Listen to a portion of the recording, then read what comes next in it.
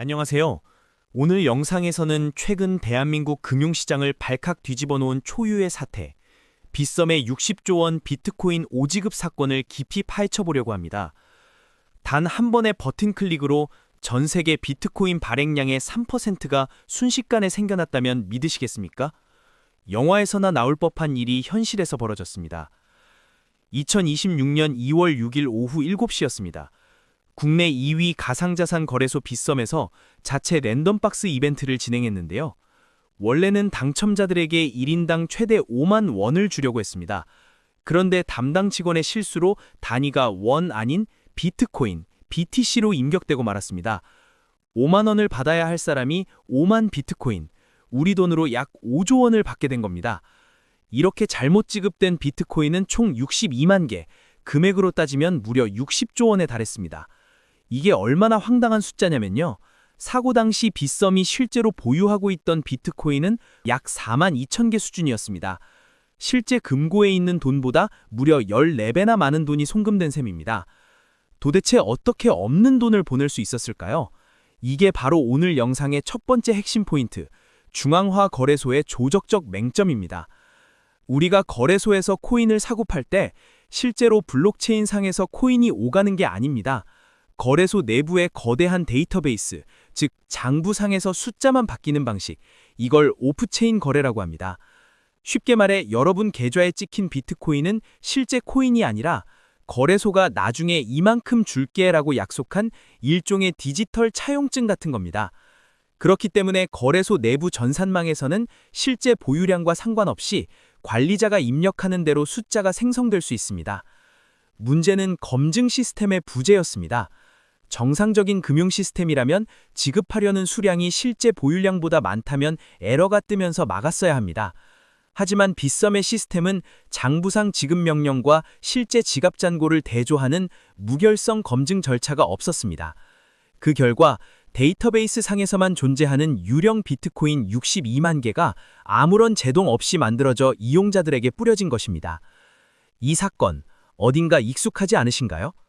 맞습니다. 정확히 8년 전 우리 자본시장을 뒤흔들었던 삼성증권 유령 주식 사태와 소름 돋게 닮아 있습니다. 2018년 4월 6일이었죠. 삼성증권 직원이 우리 사주 배당금을 입력하면서 주당 1,000원 대신 1,000주를 입력했습니다. 이른바 팻핑거 실수였습니다. 이로 인해 존재하지도 않는 유령 주식 28억 주가 직원들 계좌로 입고되십니다. 당시 삼성증권이 발행할 수 있는 주식 총 한도의 30배가 넘는 물량이었습니다. 두 사건은 완벽한 평행 이론을 달립니다. 첫째, 원인이 단위 입력 실수라는 점. 둘째, 시스템이 발행 한도나 보유량을 초과하는 유령 자산을 걸러내지 못했다는 점. 그리고 셋째, 이 유령 자산이 시장에 매물로 나와 가격 폭락을 유발했다는 점입니다. 삼성증권 사태 때는 시스템상 존재하지 않는 주식을 팔 수 있는 무차입 공매도가 가능했다는 사실이 드러나 충격을 줬었죠. 이번 빗썸 사태 역시 거래소가 마음만 먹으면 장부 조작으로 무제한의 코인을 찍어낼 수 있다는 사실을 보여주며 가상자산 시장판 무차입 공매도의 위험성을 경고하고 있습니다. 다만 차이점도 있습니다. 삼성증권 때는 직원들이 도덕적 해이로 주식을 팔아치웠지만 이번 빗썸 사태의 매도 주체는 영문을 모르는 일반 이용자들이었습니다. 그렇다면 이로 인한 혼란은 어느 정도였을까요? 사고 직후 공짜 코인을 받은 일부 이용자들이 매도를 시작했습니다.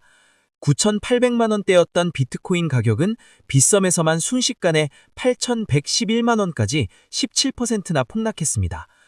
다른 거래소보다 가격이 1,000만 원 넘게 싸지자 이 사실을 몰랐던 일반 투자자들은 무슨 악재가 터졌나 보다 하고 공포에 질려 비트코인을 헐값에 팔아치우는 패닉셀이 이어졌습니다.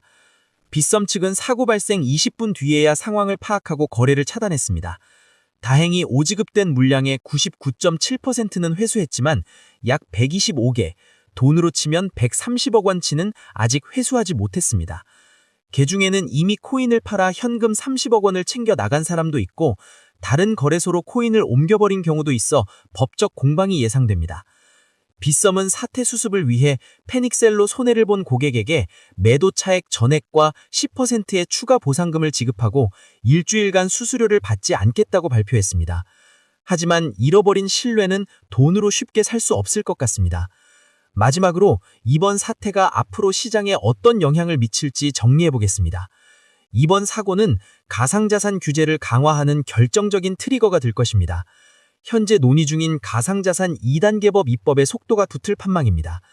특히 거래소의 장부상 잔고가 실제 지갑 잔고를 초과할 수 없도록 강제하는 보유량 연동 오더 시스템 도입이 의무화될 가능성이 큽니다.